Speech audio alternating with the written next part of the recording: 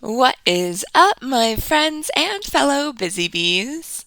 Today we're talking all about furniture hardware. Because although per square foot or square inch of your furniture pieces, it may not take up all that much space, but the hardware on your furniture can make such an impact. Oftentimes, even if you were to just switch out the hardware on a piece and you didn't touch anything else on it, you could truly transform that piece into looking like a whole different piece of furniture, assuming that you find just the right hardware that suits that piece perfectly.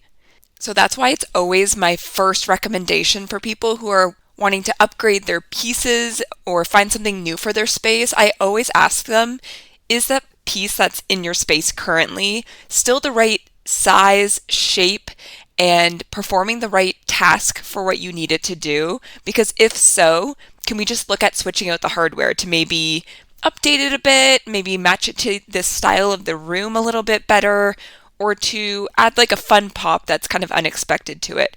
It's such an inexpensive, and it can get expensive, but typically inexpensive way to update the things in your home, even things like your kitchen. If you look at your cabinets, the difference that switching out the hardware can make is astronomical. That's a total aside, but when I first painted my kitchen cabinets, I had initially put the old hardware on because I was waiting for the new stuff to come in.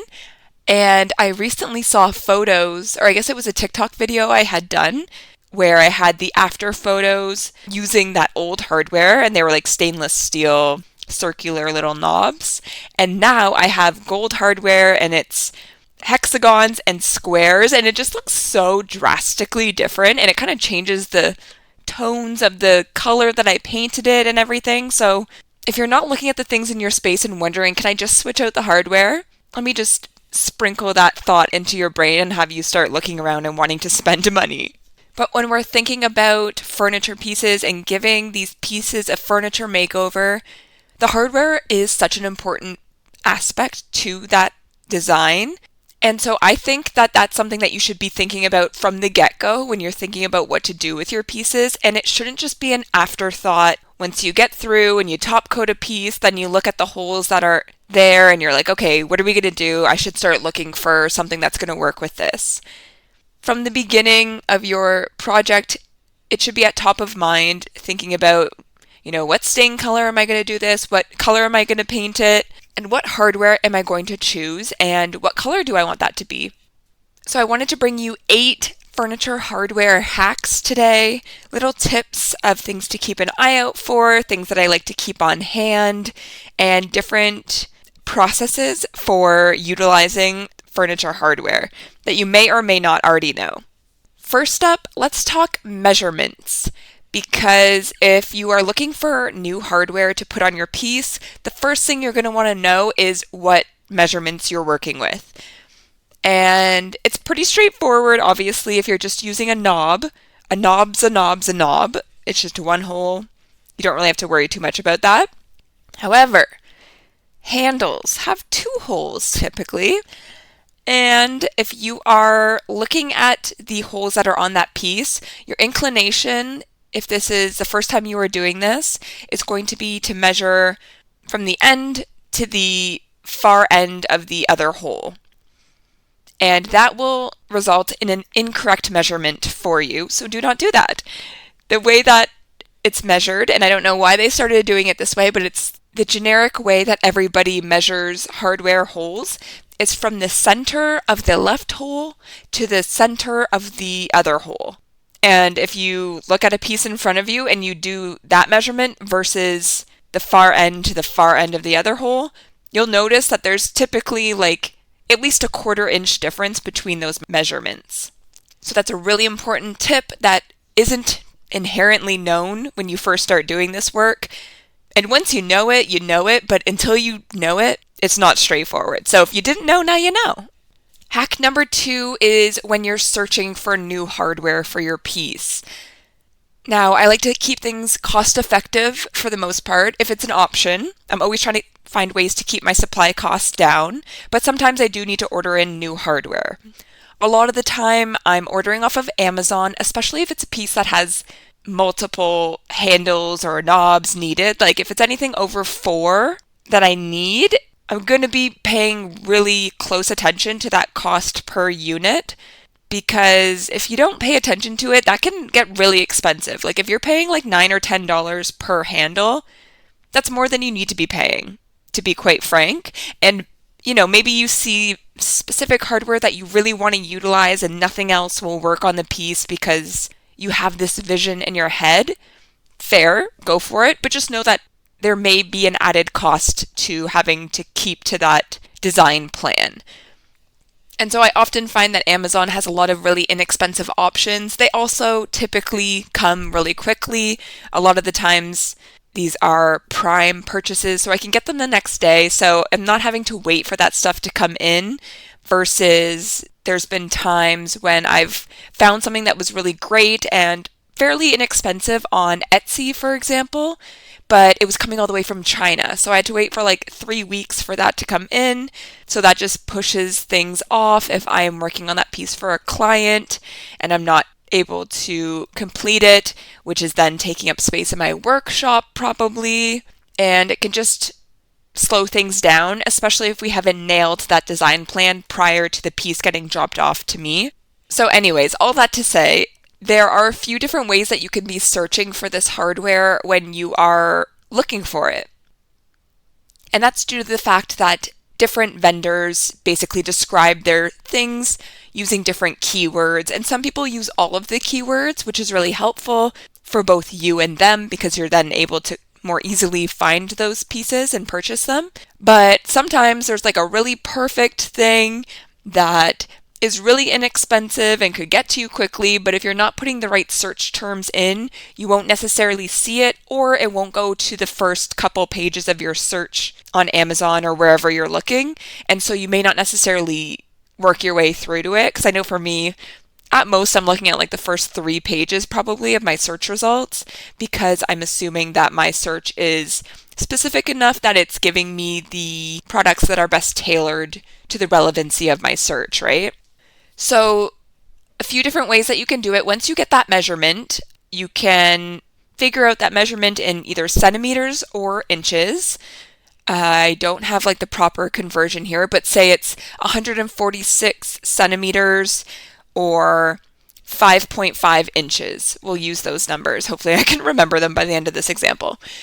So if I'm going to search for that and I'm looking for a handle that is that size, I'm going to type in 146 centimeter gold handle, for example. So I can write it out like that in full words. I can then do 146 cm gold handle. I can also do 5.5 inches, inches, or I could do 5.5 then the inches mark, which is like the quotation mark, you know what I mean? The like 2 lines hanging from the sky. It's great that this is a podcast and you can't see any visuals. Okay, so you can write it out like that, and also you can write out 5.5 dash inches. So it could include or not include the hyphen or the dash. Although I didn't say it very concisely, when you're searching for these pieces of hardware in these sizes, make sure that you're putting in those different search terms and looking up different ways of writing it out, because that'll probably result in you finding more options within the platform that you're searching on, just because a lot of sellers don't necessarily write it out one way or the other. And if you don't know what the conversion is, just go to Google and type in like 5.5 inches to centimeters, and it'll pop up a little converter that you can put the numbers in and switch it from one to the other. Furniture hardware hack number 3 is to get creative when you're searching for that hardware. I know it's so easy to just have a couple options that are in front of you that are easy to get to and have those few choices to put on your piece, because when we get more options, it gets harder to figure out what we want to use. I'm very aware of that. My middle name is Indecision. Trust me, I know. But you can really make your pieces stand out if you are getting a little bit more creative, a little bit more innovative, and looking at different options for hardware that can really work well for the vibe of your piece, whatever that is, or for where you envision the piece going in, like if it's going in a nursery, if it would be in a bedroom, if it's a bar cart, things like that. You can find very specific hardware that would hopefully appeal to a very specific buyer looking to put that thing in a room that would make sense with that hardware. So get creative and switch up your searches. You can look for a knob versus a handle. You can also look for different materials that those pieces would be made of or be wrapped in. So it might be a type of metal, a brass, stainless steel, oil rubbed brass, gold, that kind of thing. It could be a texture, so it could be crocheted or rattan or woven by some other material. It could be a ceramic knob. It could be a concrete knob or handle. There's so many different options out there. There's also different options that have a mixture of the two. So I just used hardware on a dresser that I finished up for a custom client, which had gold rings on the edges, but then the handle itself was wooden, which was really nice and added some texture to the piece with that wood accent. That also corresponded with the legs of the piece. So there's different ways that you can really pull together that design that you may not be thinking of.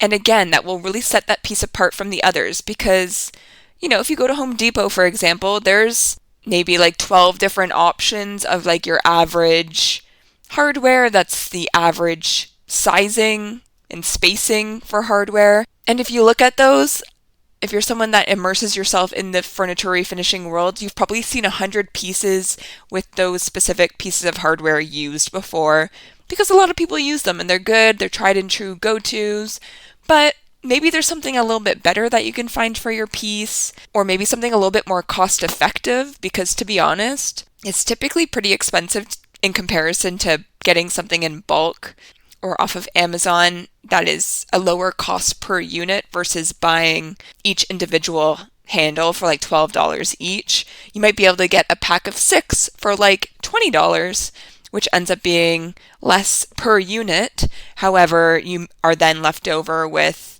some other ones that you could use on a future piece and stuff like that. That's the way that your hardware stash can start to grow if you are intentional about later using those pieces that you've purchased already. So that's another way you can get creative too, is by looking at your existing stash and see if there's ones that would work on a piece that you have upcoming or a design that you're working on. That's the first place I typically look before thinking about buying new, because I do have like quite a big stash that I've accumulated over the years now. And I would like to use those. And sometimes it doesn't work. Sometimes you don't have the right measurements, or it's just nothing really fits. It's not the right shape or style that goes with the piece. But I always look at that first. And I always keep in mind that I'm looking firstly for ones that will fit size-wise, because even if it doesn't look exactly how I would like it right now, there are ways that I could alter that hardware. For example, I could clean it up. I could leave it as is if there's patina and kind of wear on it. If it's more of a vintage piece, that might be something that works well with it. I could clean them up and then paint those hardware pieces, those handles. I could alter them by taking off a piece of that. So if there's a back plate that it was on a piece with before, if I take that back plate off, is that handle that's left a lot more simple and elegant on its own, and it doesn't need that ornate accoutrement that was on there previously. There's plenty of examples, so take a look and then start to get creative and think things through. And if I have a few things that would be an option, I'll bring them up and I'll hold them up against the piece itself so I can see it relative to the shape of the piece. I'll grab a paint swatch if I have it for the color that I'm going to use, or I'll pull up another piece that I've done in a similar color or stain tone or whatever, and kind of put it all together to get an idea of how it would work together, and then I'll go from there. Furniture hardware hack number 4 is to clean up the old hardware that you have. Like I said, take a look at that stash, because that's going to be a really cost-effective way to keep the prices down in terms of your expenses and supplies on that piece, which will increase the profit that you end up getting for it, whether you are selling it on an online marketplace or selling it elsewhere, or if it's a custom piece. And I'll always hang on to old hardware. If I say I buy a piece from the thrift store or from Marketplace, I give it a makeover and I decide to put new hardware on it, I'll always hang on to that old hardware, add it to my stash.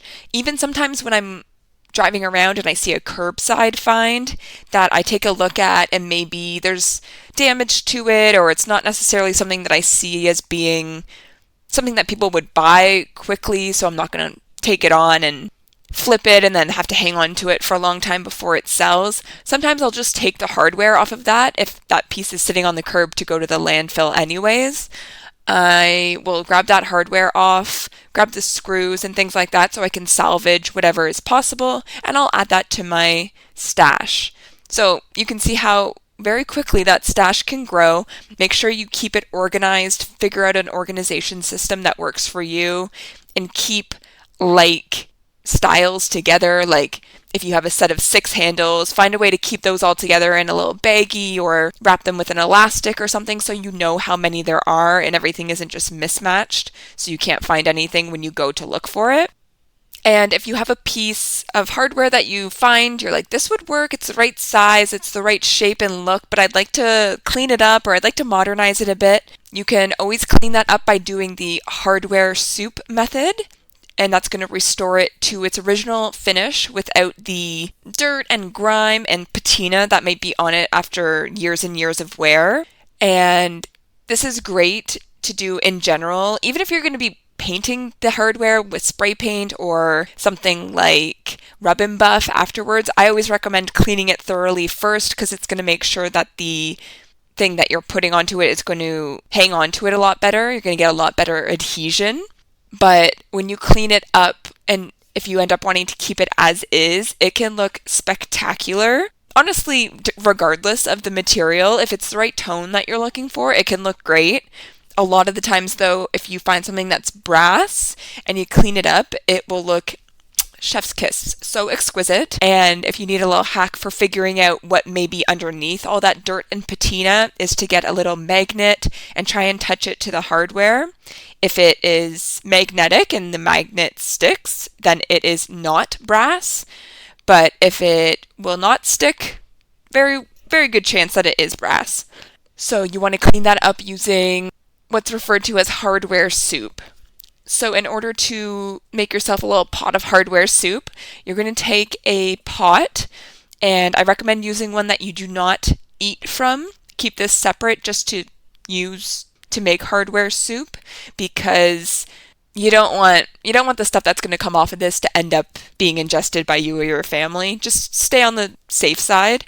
Go to the thrift store and grab a little pot. They're like a couple dollars, and just keep that in your workshop or whatever and use that for it. You're going to put the hardware into that pot, and you're going to put enough water to cover that hardware fully, and then take the hardware out, add enough vinegar so that it's an equal half and half split vinegar to water. You can just use white vinegar or cleaning vinegar, same difference. It's just really going to have that acidity to break down all of the gunk and stuff that's on that hardware. And then with that vinegar and water mixture, you're going to bring it to a boil, add your hardware in, and then let it boil for about 15 to 20 minutes. Because this is boiling vinegar, essentially, it is going to smell like vinegar. So, have your hood fan on, open up a window if you need to. Maybe do it when other people aren't in the house because it is quite a strong smell. But you're going to boil it, and you'll eventually notice chunks and bits and pieces coming off. The water might start to look a little funky, and that's because it's really eating off that old finish and that dirt. And then after it's boiled for 15 to 20 minutes, take it off the heat, take the hardware out and put it onto a rag or a towel or something that you don't mind getting dirty and potentially ruined. Grab something from the workshop, and then let it cool so it's cool enough to be able to handle it. And then you're going to grab some fine steel wool. I like to use I can't remember if it's 000 or 400 on the scale of coarse to fine, but it's basically as fine as you can get it, because you don't want it to scratch the metal, but you want it to really rub away any of that existing gunk that might be on there. So grab your steel wool, and at that point you can for the most part, typically just use the steel wool to buff it off and get rid of all that stuff. To really make it shine and get any kind of lasting dirt and stuff that might be on there, grab some Barkeeper's Friend and that will really polish it up beautifully. You can buy Barkeeper's Friend at your hardware store, sometimes at grocery stores they have it in stock. Canadian Tire if you're in Canada. And it comes in a few different products. You can get the powder that you just sprinkle onto there and it'll be a little bit wet from having been in the water, so you just work it in with that fine steel wool.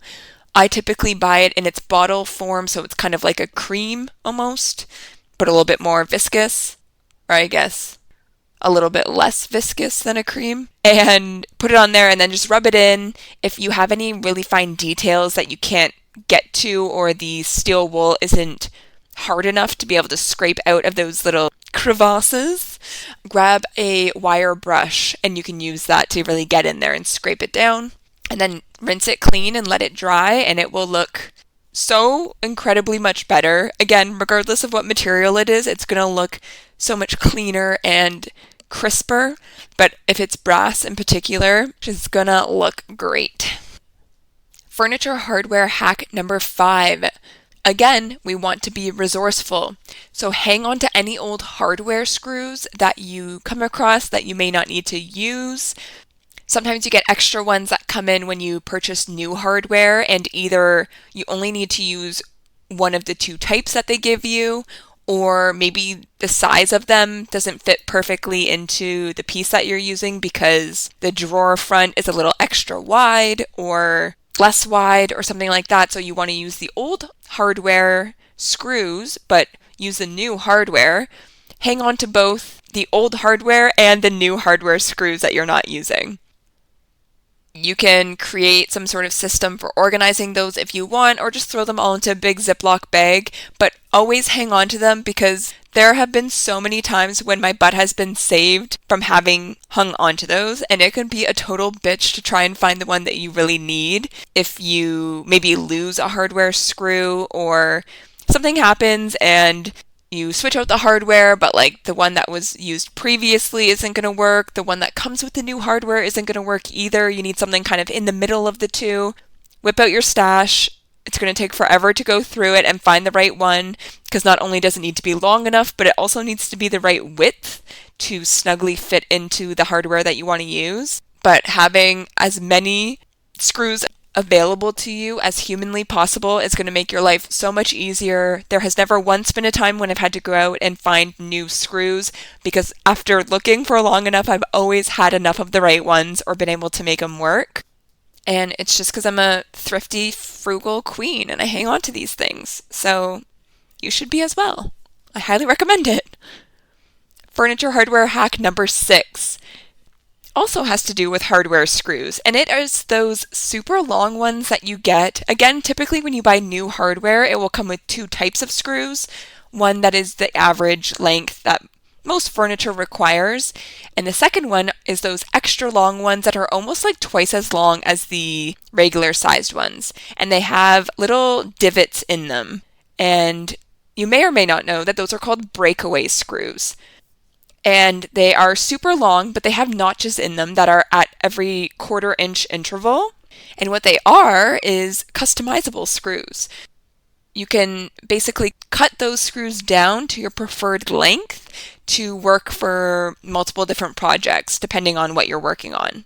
So if you want to use one of those, or you look everywhere and you don't have the right type of screw, and the width of these ones will work, but they're just far too long for what you need currently, what you're going to do is you're going to measure the length of screw that you theoretically need. So you want to take into account how thick the thing is that you need the hardware to go through, whether it's a door, a drawer. I guess that's for most furniture typically what it's going to be going through. But you're going to want to measure the width or the depth of that thing that it has to go through. And then you also want to add on a little bit extra, because you don't want the screw to just be as thick as that thing. You want it to be thicker so that there's a little bit of space for the hardware to then screw into the screw itself, right? So figure out what that measurement is that you need, and then measure the breakaway screw.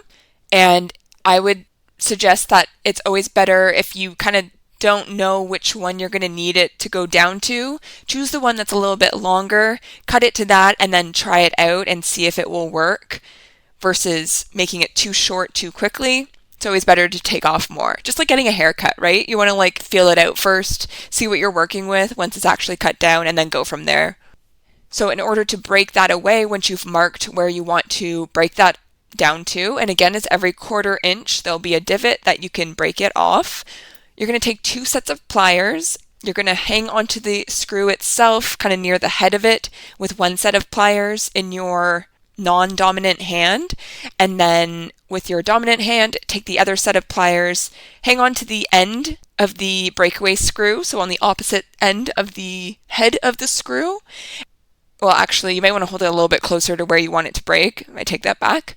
And then you're basically just going to try and kind of bend it, turn it, twist it, until it breaks off at that notch that you were wanting to break it off. They're made to break, so it shouldn't be too difficult, but you might have to work it a little bit. And if you don't own 2 sets of pliers in order to do that, you can also use 1 set of pliers and 1 wrench to do that. Hack number 7 is if you cannot find a screw that is the ideal length for your hardware, or if you choose to do the breakaway screw, but when you break it off at whatever part, it's not the perfect length, like there's maybe just a little bit more than you need, and so when you go to tighten the hardware on, it's still a little bit loose because it's not snug right up against the door or the drawer front. You can get rid of some of that depth by adding washers to the back of the screw. So when you're going to put the screw through the door or the drawer front, on the side where the head of the screw is, on the inside of that, you add 1, 2, however many washers you need to make up the difference of that space. Put them in and then attach the hardware as normal on the other side of that door or drawer front. And then you might have to add another one as is, depending on how much extra space you have, but that will help to get rid of the extra space and kind of fill that space and make sure everything's tight and stays snug on there. And furniture hardware hack number 8. The reality is sometimes we aren't able to work with the holes that are existing on the pieces that we want to make over. It could be that it's a really weird measurement of hole, and so you can only find certain types of hardware for it, and nothing really goes with the style that you're looking for. Or maybe you come across hardware that inspires the whole design of a piece and you're like, I need to use this hardware, but unfortunately it's not the right size for the holes that are already existing on that piece.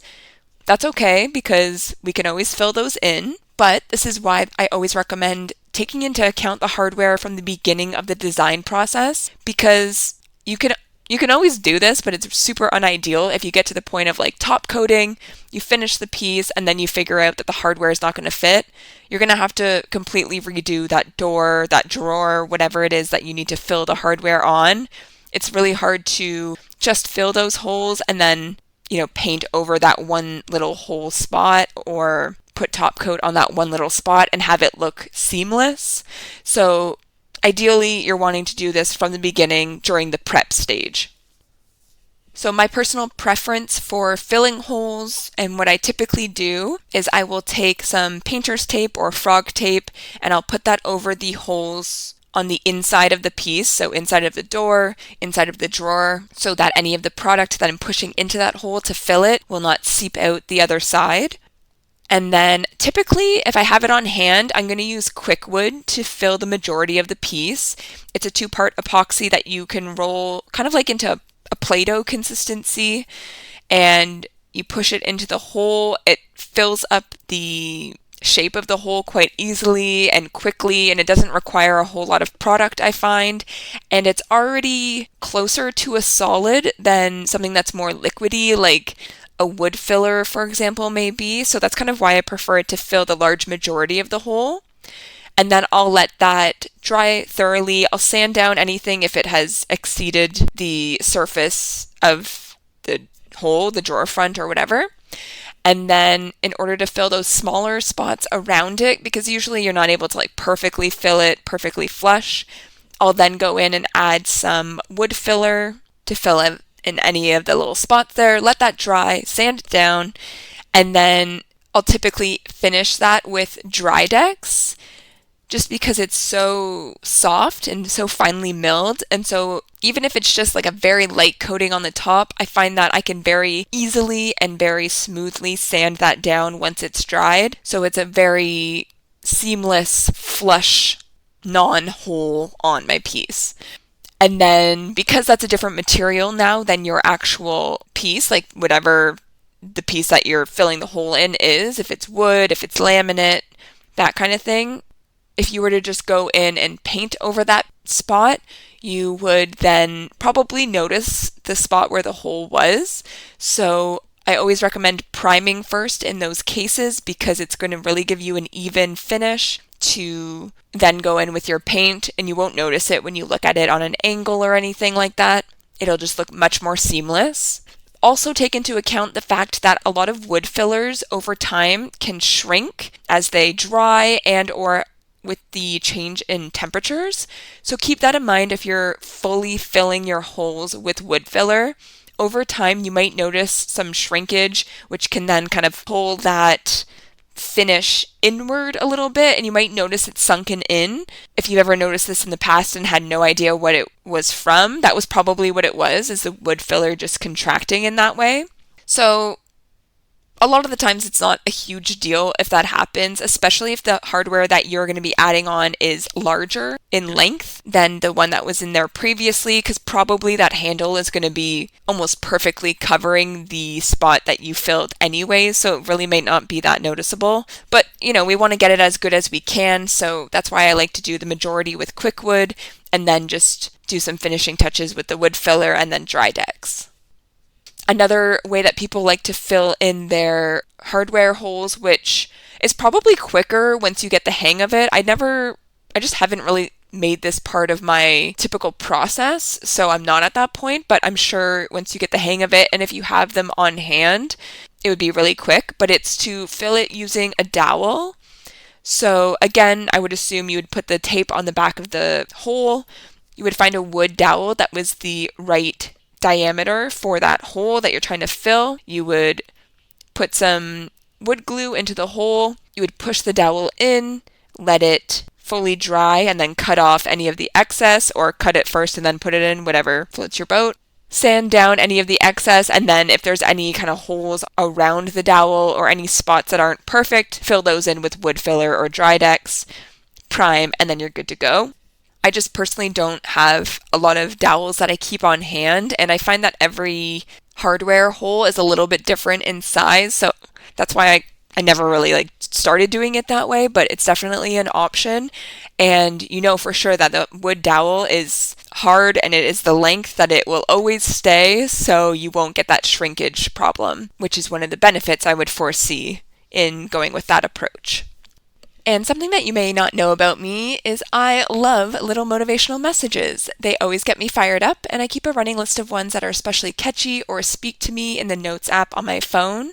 So I end every podcast episode with one that I've noted down over the years in hopes that you leave our time here each week feeling inspired, motivated, and ready to take on whatever comes your way this week. So this week's Mel's motivational message is from Winston Churchill, and it is, "Courage is going from failure to failure without losing enthusiasm," which I think is such an important message to remember as we are doing these furniture makeovers, because as I always say, every single project is going to be a little bit unique.